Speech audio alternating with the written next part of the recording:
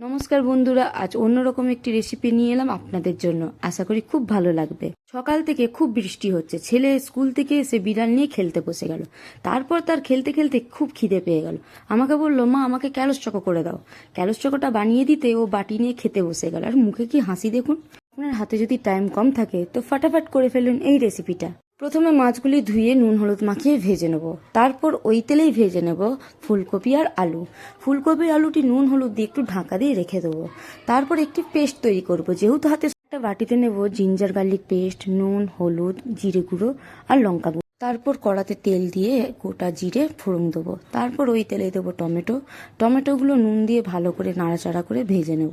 টমেটোগুলো ভাজা হয়ে যাওয়ার পর ওই তেলে দেবো মশলার পেস্টটি দিয়ে ভালো করে টমেটোর কষা হয়ে যাওয়ার পর দেবো চিনি অ্যাড করে মশলাটি ভালো করে কষিয়ে নিয়ে ফুলকপি আলুগুলো দিয়ে দেবো।